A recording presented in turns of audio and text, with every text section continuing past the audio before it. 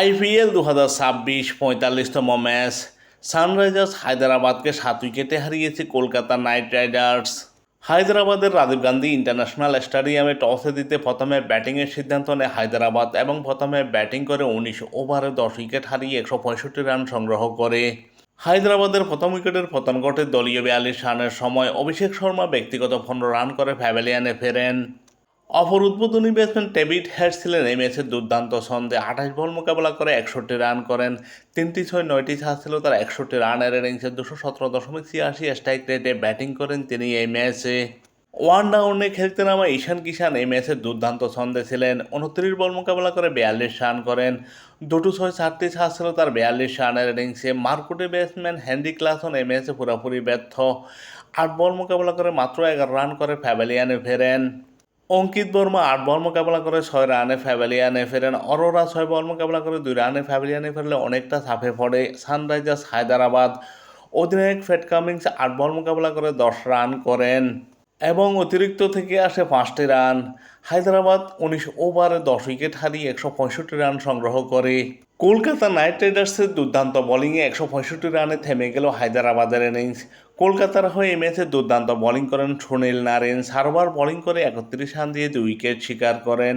বৈভব Arora 3 over bowling করে 25 run দিয়ে 1 wicket শিকার করেন। কার্তিক ত্যাগী 4 ওভার বোলিং করে 30 রান দিয়ে 2 উইকেট শিকার করেন। কলকাতার অন্যতম বোলার বরুণ চক্রবর্তী এই ম্যাচে দুর্দান্ত বোলিং করেন। 4 ওভার বোলিং করে 36 রান দিয়ে 3 উইকেট শিকার করেন। সানরাইজার্স হায়দ্রাবাদের 165 রানের জবাবে ব্যাটিং করতে নেমে কলকাতা নাইট রাইডার্স 18.2 ওভারে 3 উইকেট হারিয়ে 169 রান করে সহজে জয় নিশ্চিত করে। কলকাতা হেসে খেলে ম্যাচটি অতি সহজে জয় পায়। কলকাতার হয়ে এই ম্যাচে দুর্দান্ত ব্যাটিং করেন অধিনায়ক আজিঙ্কা রাহানে। 36 বল মোকাবেলা করে 43 রান করেন। 1টি 6 4টি ছাড়া ছিল তার 43 রানের ইনিংসে। অপর উদ্বোধনী ব্যাটসম্যান ফিন আলানো ছিলেন দুর্দান্ত ছন্দে। মাত্র 13 বল মোকাবেলা করে 29 রান করেন। 2টো 6 3টি ছাড়া ছিল তার 29 রানের ইনিংসে। 223.8 স্ট্রাইক রেটে ব্যাটিং করেন তিনি এই ম্যাচে। কলকাতার হয়ে এই ম্যাচে সর্বোচ্চ 59 রান করেন অঙ্কিশ রঘুবংশী। 47 বল মোকাবেলা করেন তিনি। 2টো 6 5টি ছাড়া ছিল তার 59 রানের ইনিংসে। 125.53 স্ট্রাইক রেটে ব্যাটিং করেন তিনি এই ম্যাচে। রিঙ্কু সিংহ ছিলেন এই ম্যাচে দুর্দান্ত ছন্দে। 11 বল মোকাবেলা করে 22 রান করেন।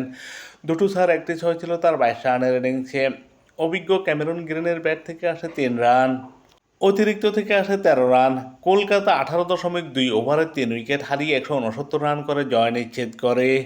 কলকাতার বিপক্ষে হায়দ্রাবাদের হয়ে বোলিং করেন প্যাট কামিন্স। 4 ওভার বোলিং করে 47 রান দিয়ে 1 উইকেট শিকার করেন। সাকিব হোসেন 3 ওভার বোলিং করে 17 রান দিয়ে 1 উইকেট শিকার করেন। 4 ওভার বোলিং করে 36 রান দিয়ে 3 উইকেট শিকার করে ম্যান অব দি ম্যাচ নির্বাচিত হন কলকাতার বরুণ চক্রবর্তী।